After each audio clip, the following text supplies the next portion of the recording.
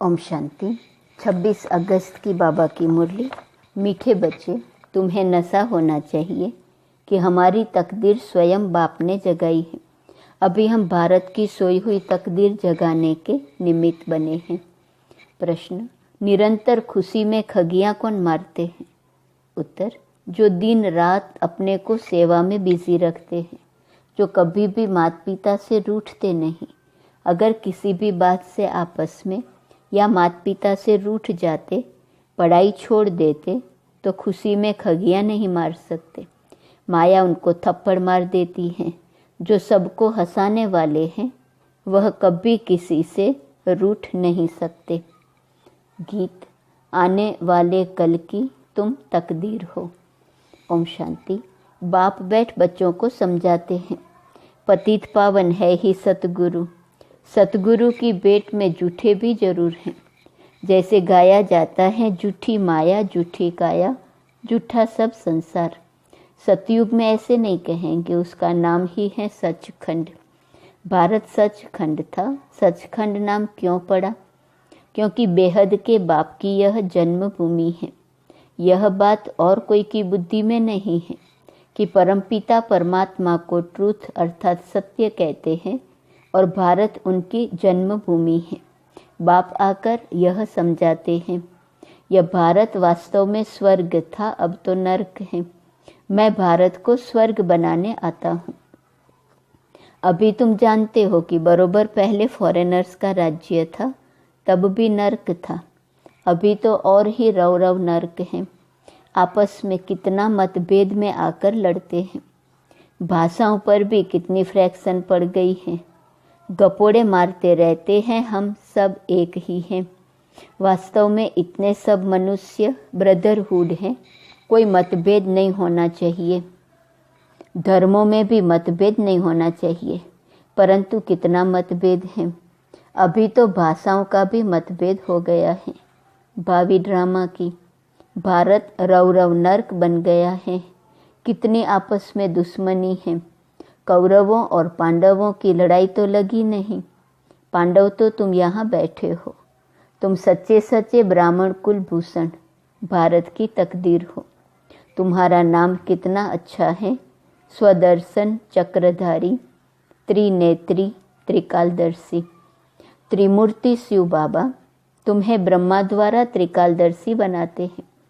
तीसरा नेत्र खोलते हैं। तिजरी की कथा अथवा सत्यनारायण की कथा व अमर कथा, बात एक ही है। तुम सब भारतवासी अमर कथा सुन रहे हो। जैसे बाप समझाते हैं, वैसे तुम बच्चों को भी समझाना चाहिए। पूछते हैं, बाबा सर्विस कैसे करें? बाबा ने समझाया है, जो ब्राह्मण कुलभूषण मनुष्य को हीरे जैसा बनाते हैं, वह अपने पास बोर्ड लगा दे। शिव बाबा का चित्र लगा हुआ हो। शिव बाबा के चित्र के नीचे लिखना है, बेहद के बाप से जन्मसिद्ध अधिकार, स्वर्ग की बादशाही कैसे प्राप्त होती है, वह आकर समझो। तो मनुष्य आकर समझेंगे। समझानी तो सहज है। बाप आया है, आकर स्वर्ग बना रहा है। यह शिव बाबा की अवतरण भूमि है। परमधाम से बाबा भारत में ही आते हैं। भारत ही सबसे बड़ा तीर्थ स्थान है। सबको मानना चाहिए। गुरु नानक, बुद्ध आदि जो भी हैं, सबका पतित पावन बाप जो है, उनकी यह जन्मभूमि है। अभी तो आसुरी राज्य है। यथा राजा रानी काले तथा प्रजा भी काले होंगी, फिर गोरे बन जाएंगे। इसको कहा जाता है आयरन एज। वह है गोल्डन एज। पावन दुनिया तो शिवालय है। अंग्रेज लोग भी समझते हैं कि गॉड गॉडेस का राज्य भारत में था, परंतु कब था यह नहीं समझते। भारत बहुत साहूकार था, अब तो कंगाल है। इसलिए भारत को पैसे देते हैं। गरीब को दान दिया जाता है, तो अब दान देते हैं। भारत से ही बहुत पैसे ले गए हैं, अब फिर भारत को देते रहते हैं। बाप कहते हैं, मेरा पार्ट है भारत को हीरे जैसा बनाना। तुम ब्रह्मा कुमार कुमारियां हो, तुमको ही देवी देवता बनाते हैं। गाया जाता है परमपिता परमात्मा ब्रह्मा द्वारा ब्राह्मण और देवता धर्म स्थापन करते हैं, परंतु भारतवासी जानते नहीं, न जानना ही नूंद है। तो ये बोर्ड लगा दो कि लौकिक बाप से जन्म जन्मांतर हद का वर्षा लेते आए हो, अब पारलौकिक बाप से आकर स्वर्ग का वर्षा लो। प्रजापिता ब्रह्मा की संतान संगम पर ही होते हैं, तो सभी को यह समझाओ कि तुम प्रजापिता ब्रह्मा की औलाद हो और सतयुगी दैवी स्वराज्य के हकदार हो। कितनी सहज बातें हैं। यह ब्रह्मा कुमार कुमारियां शिव बाबा के पोतरे पोतरियां ठहरे। कल्प पहले भी बने थे, अभी फिर बने हो, सो देवी देवता बनने के लिए शिव बाबा का चित्र भी साथ में हो। भारत को स्वर्ग बनाने में जो मदद करते हैं उनको इजाफा जरूर मिलता है। जो ब्राह्मण जैसी जैसी सेवा करते हैं वैसा पद लेंगे। बाप से पूरा वर्षा लेने के लिए पवित्र जरूर बनना है। तुम बच्चों को अंदर में खुशी होती है कि हम श्रीमत पर चल स्वर्ग की राजाई का वर्षा पा रहे हैं। नशा तो जरूर चढ़ना चाहिए। स्वर्ग के मालिक तो सब बनेंगे, परंतु पुरुषार्थ कर अपना ऊंच मर्तबा प्राप्त करो, बाप का नाम भाला करो। गाते हैं गुरु का निंदक ठोर न पाए, परंतु उनसे पूछो कौन सी ठोर। अब तो यह सतगुरु गारंटी करते हैं, मैं आया हूँ तुम सबको वापिस ले जाने, तुमको दुखों से छुड़ाए घर वापिस ले जाऊंगा। यह बाबा ही कह सकते हैं। गाया हुआ है कि मच्छरों सदृश्य गए, विनाश होगा तो बंबोर को आग लगेंगी। यह भी गाया हुआ है कि पांडवों के लाखा भवन को आग लगाई। लाखा भवन था न, इनका नाम लखीराज था, तो बरोबर घासलेट ले आए थे जलाने के लिए। प्रैक्टिकल की बातें हैं, आग लगी नहीं, यह तो सिर्फ लिख दिया है। तो तुम बच्चों को कितना फखुर से रहना चाहिए, क्योंकि तुम भारत की तकदीर बनाने वाले हो। उन्होंने तो तकदीर को लकीर लगा दी है। अब पैसे आदि सब बाहर से आ रहे हैं। यह रिटर्न सर्विस हो रही है, विनाश सामने खड़ा है। उन्होंने तुम्हारे से बहुत लिया है, भारत को बहुत लूटा है। कितना गुप्त राज ड्रामा में नूंदा हुआ है। विलायत वाले तो अब भारत के प्रतिदाता हैं। ड्रामा अनुसार यह नूंद है। कल्प पहले भी ऐसे हुआ था। बाप समझाते हैं, कल्प कल्प हम तुम मिले हैं। कल्प कल्प श्रीमत द्वारा बाप से तुम अपना स्वराज्य पाते हो और कुछ करना नहीं है। अहिंसा परमो धर्म से श्रीमत पर तुम विश्व के मालिक बनते हो। श्री श्री गुरुओं को नहीं कहा जा सकता है, शिव बाबा को ही श्री श्री कहा जा सकता है। भगवानुवाच, यह वही समय है 5000 वर्ष पहले वाला, जब मैं सभी का उद्धार करने आया हूँ। तुम भी शिव बाबा के पोतरे पोतरियाँ, ब्रह्मा के बच्चे, ब्रह्मा कुमार कुमारी हो। बड़ी पोजीशन वालों को भी समझा सकते हो। कोई सोशल वर्कर होते हैं, उन्हों को भी अच्छी रीति समझा सकते हो। सर्विस से ही वृद्धि होती है, हिम्मत करनी चाहिए। यह तो जानते हो कि माया भी कम नहीं है, चमाट मारकर ऐसा मुंह फेर देती है जो राम से विपरीत बुद्धि हो जाते हैं। एक खिलौना है न, अभी राम के अभी रावण के बन पड़ते हैं। बाबा ने कहा था विराट रूप भी बनाओ, उसमें वर्ण दिखाने हैं, देवता वर्ण, फिर क्षत्रिय वैश्य शूद्र वर्ण में आए, शूद्र से अब फिर ब्राह्मण वर्ण में आए हो।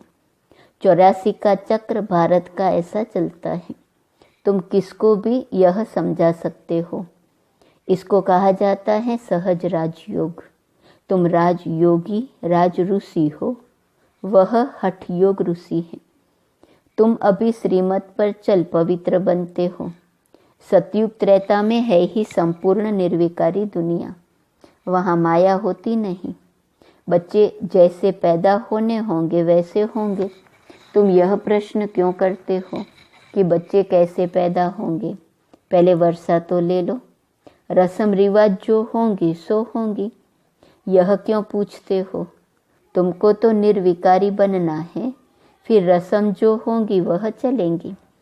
श्री कृष्ण ने भी गर्भ से जन्म लिया, उनको संपूर्ण निर्विकारी कहा जाता है। वह तो गर्भ महल में बड़े आराम से बैठा था, यहाँ तो गर्भ जेल में बहुत सजाएं खाकर त्राही त्राही करते हैं। तो ऐसी ऐसी बातें समझानी है, सर्विस करनी है, मित्र संबंधी पड़ोसी आदि सबको ज्ञान देना है।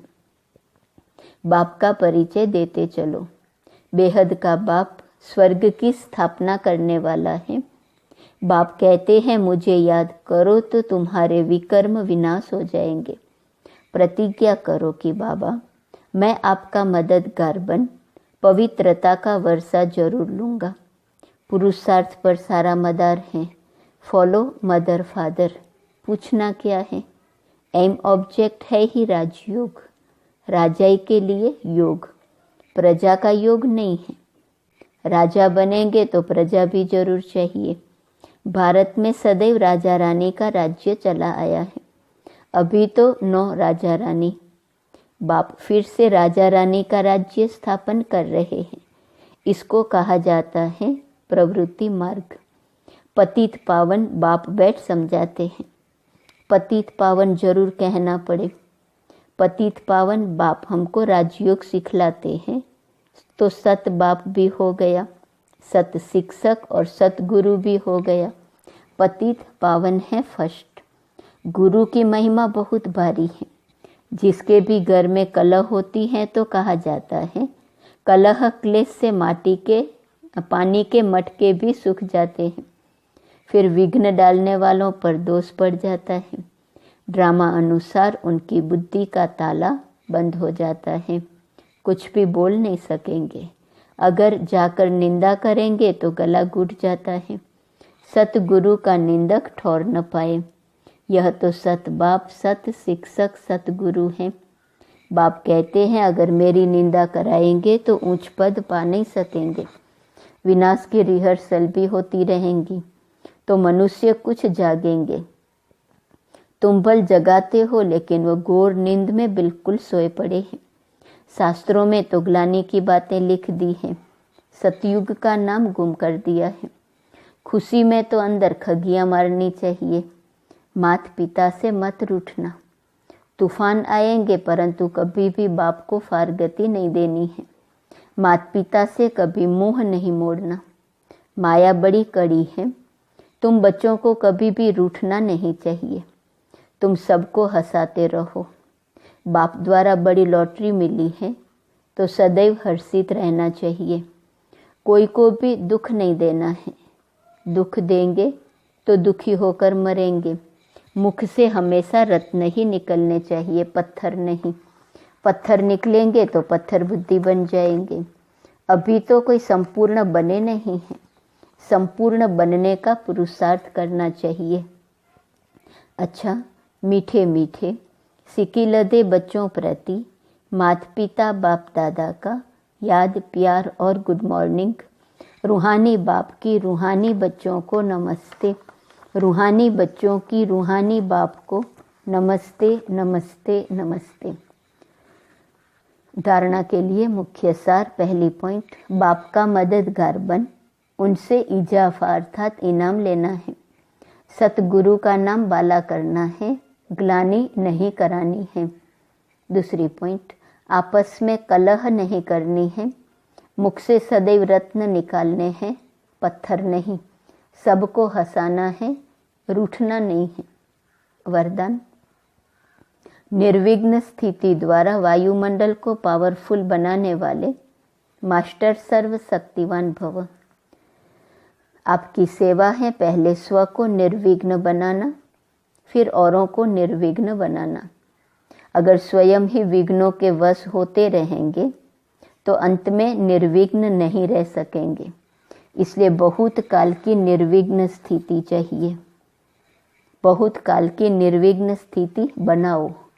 कमजोर आत्माओं को भी बाप द्वारा प्राप्त हुई शक्ति दे शक्तिशाली बनाओ।